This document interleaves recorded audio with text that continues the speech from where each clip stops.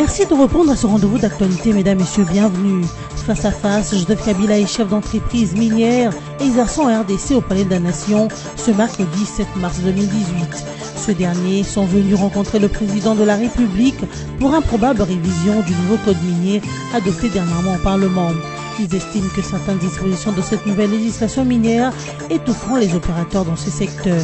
Après la bagarre à la primature, les sanctions s'imposent. Le conseiller technique spécial et gendre du Premier ministre, Kili Baka Ahmed, est suspendu pour 30 jours. Dans la lettre de suspension signée par le DIRCAB de Bruno Tshibala, il est reproché à ce conseiller technique spécial d'avoir tenu des paroles indignes à l'endroit du DIRCAB, mais aussi d'avoir causé des dommages matériels. Nous apprenons également que le chef de l'État a ordonné l'arrestation immédiate de toutes les personnes impliquées dans cette bagarre. Et l'actualité en dehors de nos frontières, plus de 700 églises non conformes aux normes de sécurité et d'hygiène au Rwanda ont été fermées par le gouvernement. Ceci fait suite à l'annonce du gouvernement rwandais de fermer 714 églises et une mosquée dès le 1er mars à Kigali. Une annonce très critiquée par les responsables religieux. Kigali justifie sa position par le fait que les fidèles sont dupés par certains prédicateurs. Le président de la République, Joseph Kabila Kabange, a reçu ce mercredi 7 mars 2018 au Palais de la Nation les chefs des entreprises minières opérant en RDC. Au cours de cette rencontre, revoir les dispositions sur le nouveau code minier adopté récemment au Parlement. Pour ces industriels, certaines dispositions de cette nouvelle législation minière risquent de touffer les opérateurs de ces secteurs. Il y a entre autres la hausse de la taxation de super profits et de la redevance minière qui passe de 2 à 10%, mais également la réduction de certains avantages douaniers et l'annulation du système d'amortissement hyper rapide sur les capitaux et sur les biens d'équipement. Jusqu'à l'enregistrement de ce journal, les responsables d'entreprises minières poursuivaient leur entretien avec le président Joseph Kabila Kabange. Du reste, les représentants de la société civile se réjouissent de l'adoption de cette loi minière et attendent sa promulgation par le chef de l'État. Ils estiment également que ce nouveau code minier permettra à la RDC de tirer profit de son cobalt, très prisé actuellement dans le secteur de l'automobile et dont la production a augmenté de 15,5% l'année dernière.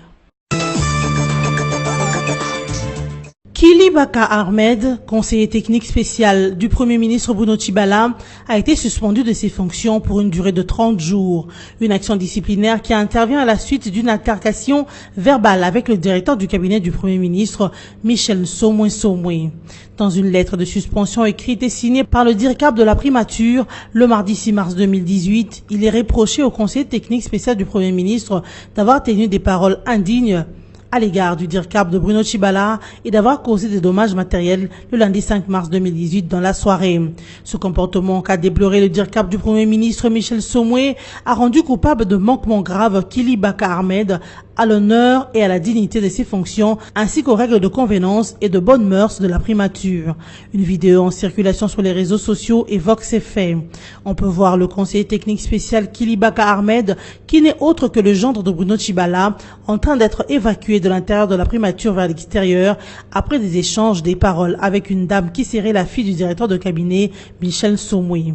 D'après certaines indiscrétions, cet accrochage fait écho aux querelles qui agitent la primature depuis l'avènement de Bruno Tshibala. Plusieurs conseillers dénoncent le fait de ne pas avoir touché leur salaire depuis 5 mois. Selon eux, le DIRCAB serait l'auteur de cette situation, chose que Michel Somwe a toujours niée.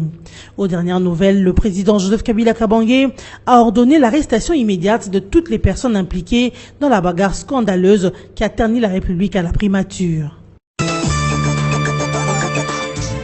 Suite à l'arrestation de ressortissants RD congolais vivant en Zambie, le ministre délégué en charge de Congolais de l'étranger Emmanuel Ilunga Ngoy Kasongo a échangé le mardi 6 mars 2018 à Kinshasa avec l'ambassadeur de la République zambienne en RDC Friday Nyambe pour lui faire part de la préoccupation des autorités de la République démocratique du Congo quant à ce. Emmanuel Ilunga fait savoir qu'au lendemain du retour du président Kabila de la Zambie, le service zambien de sécurité ont procédé à l'arrestation massive des ressortissants RD congolais. Sans connaître le mobile de cette arrestation, plus de 94 Congolais, selon Emmanuel Ilunga, ont été répartis dans les différentes prisons de ce pays sans procès ni jugement. Le ministre de Congolais de l'étranger a, à cette occasion, invité l'ambassadeur de la Zambie en RDC à s'investir dans ces dossiers pour obtenir la libération sans condition de tous ces ressortissants de la République démocratique du Congo parce que, pour Emmanuel Ilunga, ils sont des paisibles gens qui font du commerce et payent normalement leurs taxes dans ce pays. Le diplomate zambien, quant à lui, s'est dit surpris et a promis d'en parler à son consul général à Lubumbashi pour voir dans quelle mesure libérer ce Congolais arrêté. Une affaire à suivre. Poursuite des consultations entre la CENI et le parti politique en ce qui concerne le processus électoral. Après le parti politique de l'opposition et les Palous, c'était le tour du Parti du Peuple pour la Reconstruction et la Démocratie PPRD d'être en séance pédagogique avec la CENI le mardi 6 mars 2018. Conduite par Ramazani Chadari, son secrétaire permanent, la famille politique du chef de l'État a été invitée par Corneille Nangaa, président de la CENI, à s'impliquer pour l'adoption de la machine à voter. Le président de la centrale électorale congolaise a aussi fait savoir à ses invités que le processus électoral est entré dans sa phase politique. Il a à cet effet demandé au PPRD de s'impliquer activement pour que la CENI soit dotée des textes légaux qui seront adoptés dans la prochaine session de mars, en particulier les textes sur la répartition des sièges. Corneille Nangaa a aussi plaidé pour l'installation rapide des cours et tribunaux, ce pour les traitements de contentieux de candidature et des résultats des élections à venir. Emmanuel Ramazani Chadari a rassuré le président de la CENI de l'implication totale de son parti pour la réussite effective du processus électoral en cours.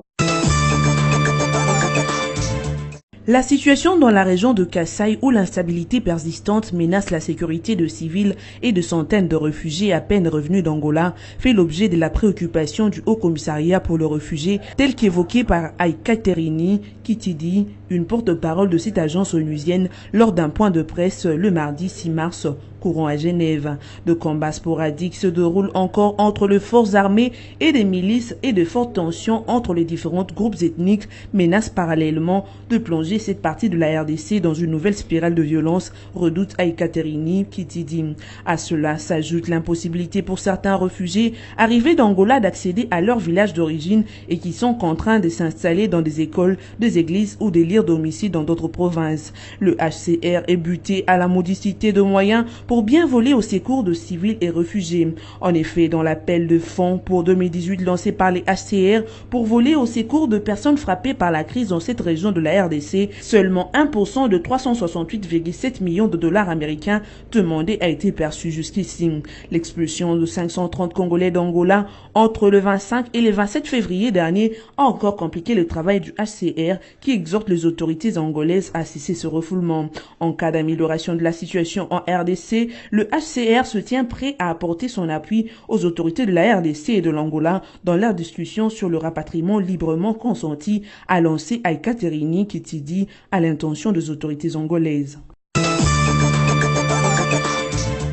Ferdinand Fimbo, maire de la ville de Bunia, chef-lieu de la province d'Ituri, a annoncé le mardi 6 mars 2018 de mesures prises pour sécuriser la ville de Bunia. Question de parer à la situation de mouvement intense des populations qui se déplacent de l'intérieur vers le centre-ville suite aux conséquences du conflit qui sévit dans le territoire de Djongu. Parmi les dispositions prises, de patrouilles mixtes sont dorénavant intensifiées, de postes de sécurité sont actuellement renforcés et placés dans le lieu très sensible dès l'entrée de la ville. De services de base et des autorités compétentes travaillent en synergie afin de restaurer la paix totale dans toute la ville de Bunia. Pour protester contre les massacres à Djongu, la population de la ville de Bunia a observé les 2 jours de deuil décrétés par les communautés Ema, Mambiza et Ndo Okebo. Ainsi, pour fuir l'insécurité, les populations du territoire de Djongu et leur bétail ont trouvé refuge dans plusieurs quartiers de Bunia. Ce mouvement de déplacement brusque de population pose progressivement de sérieux problèmes de sécurité dans la ville de Bunia. Des coups de feu confirmés par la police de Bunia ont été entendus dans certains coins de cette ville au deuxième jour de deuil décrété par des communautés de Djungu. C'est là pour mettre en déroute toute manœuvre criminelle. D'après le maire de la ville de Bunia, ces mesures de sécurité mettront également fin à de folles rumeurs qui courent et déstabilisent des familles et des gens de villages qui se déplacent sans maîtriser leur destination. Le gouvernement rwandais a procédé à la fermeture de plus de 700 églises non conformes aux normes de sécurité et d'hygiène. Suite à cette opération, 6 responsables religieux ont été arrêtés comme annoncé le mardi 6 mars 2018 par la police rwandaise. Les autorités rwandaises avaient annoncé que 714 églises et une mosquée devraient fermer à compter du 1er mars de l'année en cours à Kigali. Ce, tant qu'elles ne seraient pas en règle avec les normes sécuritaires et hygiéniques. Cette mesure affecte surtout des petites églises pentecôtistes dont la plupart ne rassemblent pas plus que quelques centaines de fidèles. Les responsables religieux avaient critiqué cette annonce, estimant que le gouvernement se montrait trop strict. Le gouvernement a justifié sa position par le fait que certains prédicateurs dupaient leurs fidèles par des serments trompeurs. Notez par ailleurs que le Rwanda prépare aussi une nouvelle loi concernant les congrégations religieuses qui devrait rendre encore plus difficile l'ouverture de nouvelles églises au pays de 1000 collines. Si cette loi est adoptée au courant de l'année, les prédicateurs devront obligatoirement suivre le cours des théologies. C'est par cette note que nous terminons ce journal, mais avant de nous séparer, voici le rappel de principaux titres. Face à face, Joseph Kabila est chef d'entreprise minière exerçant en RDC au Palais de la Nation ce mercredi 7 mars 2018. Ce dernier sont venus rencontrer le président de la République pour improbable révision du nouveau code minier adopté dernièrement au Parlement. Ils estiment que certaines dispositions de cette nouvelle législation minière étoufferont les opérateurs dans ce secteur.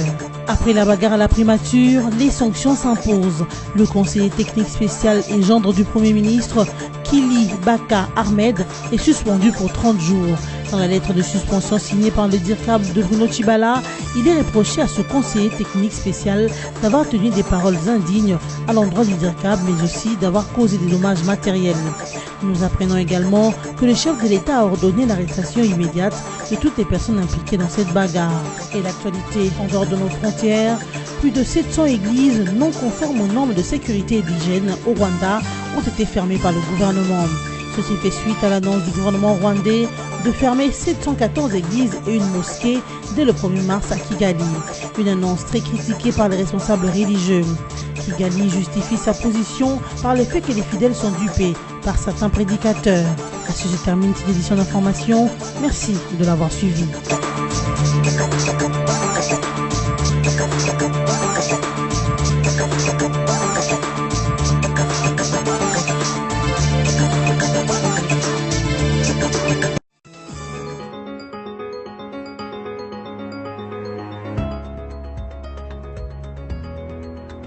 Bon mercredi à tous et bienvenue à la revue de presse de journaux paru en ligne ce 7 mars 2018, sélectionné et résumé pour vous sur BSC TV. Ouvrons cette lecture de journaux avec Forum d'Ozas qui titre à sa une « Bagarre à la primature, la justice se saisit de l'affaire ». On devait bien s'en douter, le pugilat qui a eu pour ring le locaux de la primature, ce pugilat-là intéresse déjà la justice. Dès hier, l'inspecteur Mutombo a commencé à auditionner les 3 personnes impliquées dans cette bagarre. Depuis l'étranger où il se trouve, le Premier ministre a mis le mis en cause à la disposition de la justice. Parallèlement à cette action judiciaire, Michel Somoué, directeur du cabinet du Premier ministre Bruno Tshibala, a suspendu hier mardi 6 mars Kili Baka Ahmed, conseiller technique spécial à la primature. La mesure a été prise après qu'a circulé sur les réseaux sociaux une vidéo de bagarre au cabinet du chef du gouvernement liée à des accusations de détournement de fonds. Incroyable mais vrai, le couloir et jardin de la primature ont été transformés lundi soir au 5 mars en ring de boxe par certains conseillers. Une vidéo d'une minute 36 secondes le montre en train de se donner de coups de poing. Entre autres dégâts visibles de ce pugilat d'une violence inouïe, les objets d'art cassés, deux images qui jettent de l'opprobre sur le pays. Aussi d'information actualité.c2 de poursuivre, ces vidéos n'honorent ni la primature ni les pays. Michel Somwe Terkab Tchibala. Le directeur de cabinet de Bruno Tchibala, Michel Somwe, se dit désolé après la diffusion sur les réseaux sociaux de deux vidéos montrant une évacuation musclée d'un membre du cabinet de la primature. Je suis profondément désolé pour ce genre de vidéos qui n'honorent pas ni la primature ni les pays, a dit Michel Somwe dans une interview ce mardi 6 mars actualité.cd. Ce sont des horreurs de la jeunesse, pas autre chose. Ça peut arriver à tout le monde. Il y a une seule personne qui a déraisonné et a piqué une crise de folie. On ne sait pas pourquoi. Il s'agit d'un jeune homme seul. Il avait peut-être un problème que je ne connais pas, a répondu Michel Somwe. À la question de savoir si les conseillers brutalisés étaient les gendres de Bruno Tchibala, Michel Somwe ne confirme pas et ne nie pas non plus. Bouclons cette revue de presse avec le site d'information Congo Virtuel qui rapporte la CENI face à l'utopie d'un consensus électoral. Y a-t-il place dans une matière électorale à une quelconque consensus? D'où viendrait-il et de quelle utilité serait-il sinon de gargariser l'ego de politiciens sans avis d'aller aux élections et qui cherchent ainsi de le prendre en otage en montant en épingle une épiphénoménale problématique d'une confiance dont la clé ne réside que dans la libre volonté des uns et des autres suivant les intérêts et les calculs de chacun. Que deviendrait alors l'indépendance de la centrale électorale si au nom d'un consensus et par le chantage de la confiance, elle doit se plier aux caprices de protagonistes? La Commission électorale nationale du Congo vient de boucler une semaine bien intéressante dans sa marche vers les élections. Une semaine marquée par une avancée notable dans la sensibilisation sur le processus avec en point de mire la vulgarisation de la machine à voter. La sensibilisation qui n'est pas à son début a concerné la grappe la plus sensible des partenaires électoraux, à savoir la classe politique aux toutes tendances confondues. Pour autant, ce petit groupement qui vivent en sein de faïence tout en prétendant combattre un combat commun dans une même barque, que ces groupuscules donc convergent sur une identité d'opinion, le rejet pour les uns et le scepticisme et la suspicion des autres sur la machine à voter. Bref, plus qu'une utopie, tenter d'embarquer la CENI dans l'utopie d'un consensus, c'est apporter de nouvelles pesanteurs au bon déroulement de ce processus électoral qui est déjà suffisamment fragile, avec des atermoiements d'autres partenaires qui, jusque-là, multiplient les conditionnalités, sont touchés au cordon de leur bourse. Cette revue de presse est terminée. Merci de l'avoir suivi. Restez branchés sur nos antennes.